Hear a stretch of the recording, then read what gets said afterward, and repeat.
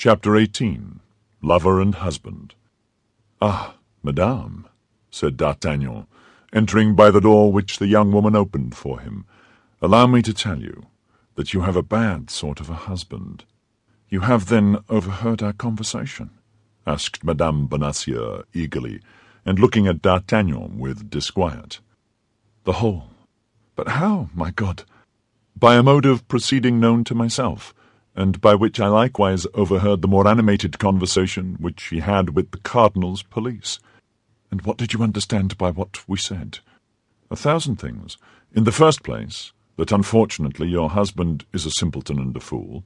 In the next place, you are in trouble, of which I am very glad, as it gives me an opportunity of placing myself at your service, and God knows I am ready to throw myself into the fire for you. Finally, that the Queen wants a brave, intelligent, devoted man to make a journey to London for her. I have at least two of the three qualities you stand in need of, and here I am." Madame Bonacieux made no reply, but her heart beat with joy, and secret hope shone in her eyes. "And what guarantee will you give me," asked she, "if I consent to confide this message to you?" "My love for you. Speak, command. What is to be done?" My God, murmured the young woman.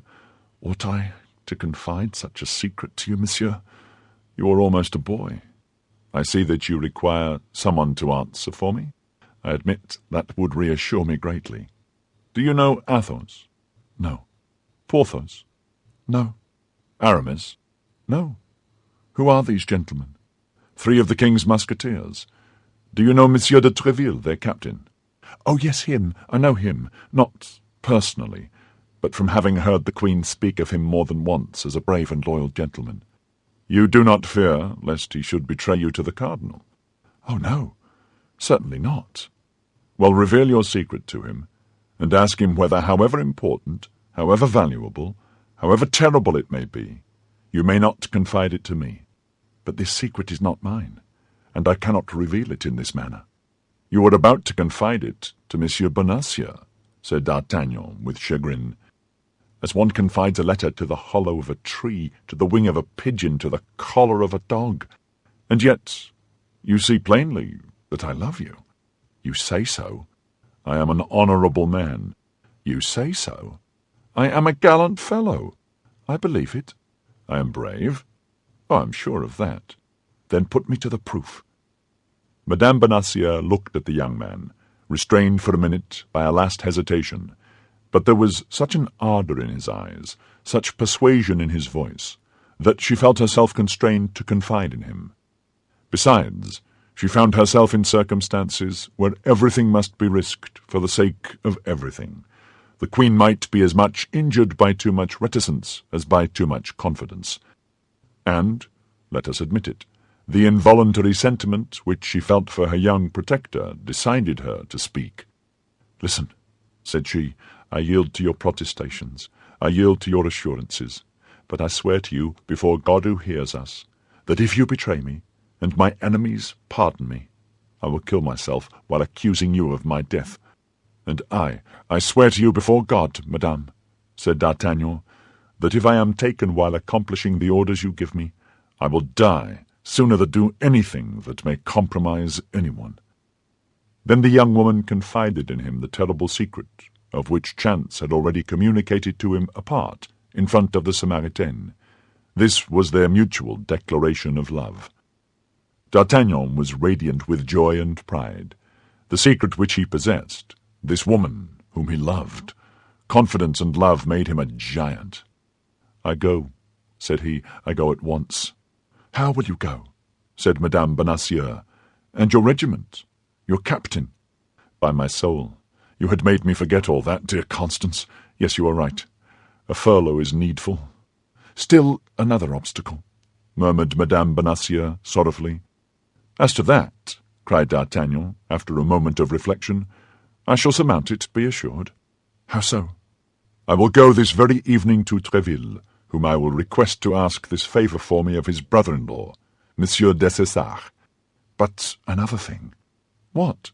asked D'Artagnan, seeing that Madame Bonacieux hesitated to continue. "You have perhaps no money. Perhaps is too much, said D'Artagnan, smiling. Then, replied Madame Bonacieux, opening a cupboard and taking from it the very bag which, a half-hour before, her husband had caressed so affectionately. Take this bag. The cardinal's, cried D'Artagnan, breaking into a loud laugh, he having heard, as may be remembered, thanks to the broken boards, every syllable of the conversation between the mercer and his wife. The cardinal's, replied Madame Bonacieux. You see, it makes a very respectable appearance. Pardieu, cried D'Artagnan, it will be a double amusing affair to save the Queen with the cardinal's money. You are an amiable and charming young man, said Madame Bonacieux. Be assured you will not find Her Majesty ungrateful. Oh, I am already grandly recompensed, cried D'Artagnan. I love you. You permit me to tell you that I do. That is already more happiness than I dared to hope. Silence, said Madame Bonacieux, starting. What? Someone is talking in the street. It is the voice of my husband.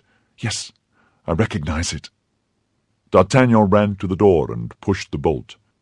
He shall not come in before I am gone, said he, and when I am gone, you can open it to him.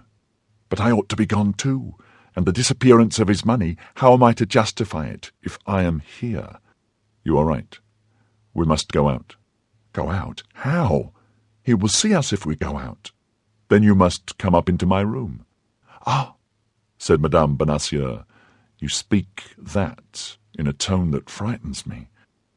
Madame Bonacieux pronounced these words with tears in her eyes. D'Artagnan saw those tears, and much disturbed, softened, he threw himself at her feet. With me you will be as safe as in a temple. I give you my word of a gentleman. Let us go, said she. I place full confidence in you, my friend. D'Artagnan drew back the bolt with precaution, and both, light as shadows, glided through the interior door into the passage, ascended the stairs as quietly as possible, and entered D'Artagnan's chambers. Once there, for greater security, the young man barricaded the door.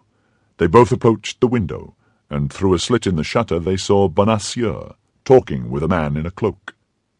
At sight of this man, D'Artagnan started, and half-drawing his sword, sprang toward the door. It was the man of Meung. "What are you going to do?" cried Madame Bonacieux. "You will ruin us all." "But I have sworn to kill that man," said D'Artagnan. "Your life is devoted from this moment, and does not belong to you. In the name of the Queen, I forbid you to throw yourself into any peril which is foreign to that of your journey. And do you command nothing in your own name?" "In my name?" said Madame Bonacieux with great emotion. "In my name, I beg you. But listen, they appear to be speaking of me." D'Artagnan drew near the window and lent his ear. Monsieur Bonacieux had opened his door, and seeing the apartment, had returned to the man in the cloak, whom he had left alone for an instant. "She is gone," said he. "She must have returned to the Louvre."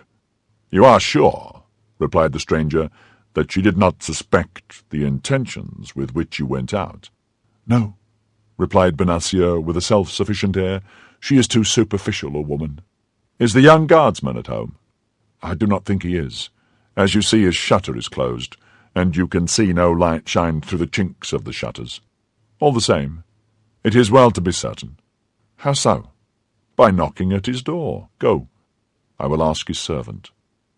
Bonacieux re-entered the house, passed through the same door that had afforded a passage for the two fugitives, went up to D'Artagnan's door, and knocked. No one answered. Porthos, in order to make a greater display, had that evening borrowed Planchet. As to D'Artagnan, he took care not to give the least sign of existence. The moment the hand of Bonacieux sounded on the door, the two young people felt their hearts bound within them. "There is nobody within," said Bonacieux. "Never mind. Let us return to your apartment. We shall be safer there than in the doorway." "Ah, my God!" whispered Madame Bonacieux. "We shall hear no more." "On the contrary," said D'Artagnan, "we shall hear better." D'Artagnan raised the 3 or 4 boards which made his chamber another ear of Dionysius, spread a carpet on the floor, went upon his knees, and made a sign to Madame Bonacieux to stoop as he did toward the opening. "You are sure there is nobody there?" said the stranger. "I will answer for it," said Bonacieux. "And do you think that your wife has returned to the Louvre, without speaking to anyone but yourself?" "I am sure of it." "That is an important point. Do you understand? Then the news I brought you is of value. The greatest, my dear Bonacieux. I don't conceal this from you." "Then the cardinal will be pleased with me." "I have no doubt of it." "The great cardinal! Are you sure in her conversation with you that your wife mentioned no names?" "I think not." "She did not name Madame de Chevreuse, the Duke of Buckingham, or Madame de Verney?" "No. She only told me she wished to send me to London to serve the interests of an illustrious personage." "The traitor!" murmured Madame Bonacieux. "Silence!" said D'Artagnan, taking her hand, which, without thinking of it, she abandoned to him. "Never mind," continued the man in the cloak. "You were a fool not to have pretended to accept the mission. You would then be in present possession of the letter. The state, which is now threatened, would be safe, and you—" "And I?" "Well, the cardinal would have given you letters of nobility." "Did he tell you so?" "Yes, I know that he meant to afford you that agreeable surprise." "Be satisfied," replied Bonacieux. "My wife adores me, and there is yet time." "The ninny!" murmured Madame Bonacieux. "Silence!" said D'Artagnan, pressing her hand more closely. "How is there still time?" asked the man in the cloak. "I go to the Louvre. I ask for Madame Bonacieux. I say that I have reflected. I renew the affair. I obtain the letter, and I run directly to the cardinal. Well, go quickly. I will return soon to learn the result of your trip." The stranger went out. "Infamous!" said Madame Bonacieux, addressing this epithet to her husband. "Silence!" said D'Artagnan, pressing her hand still more warmly. A terrible howling interrupted these reflections of D'Artagnan and Madame Bonacieux. It was her husband, who had discovered the disappearance of the money-bag, and was crying, "Thieves!" "Oh, my God!" cried Madame Bonacieux. "He will rouse the whole quarter." Bonacieux called a long time, but as such cries, on account of their frequency, brought nobody in the Rue des Fossoyeurs, and as lately the mercer's house had a bad name, finding that nobody came, he went out, continuing to call, his voice being heard fainter and fainter as he went in the direction of the Rue du Bac. "Now he is gone, it is your turn to get out," said Madame Bonacieux. "Courage, my friend, but above all prudence, and think what you owe to the Queen." "To her and to you," cried D'Artagnan. "Be satisfied, beautiful Constance. I shall become worthy of her gratitude. But shall I likewise return worthy of your love?" The young woman only replied by the beautiful glow which mounted to her cheeks. A few seconds afterward, D'Artagnan also went out, enveloped in a large cloak, which ill-concealed the sheath of a long sword. Madame Bonacieux followed him with her eyes. With that long, fond look with which he had turned the angle of the street, she fell on her knees, and clasping her hands, "Oh, my God!" cried she, "protect the Queen! Protect me!"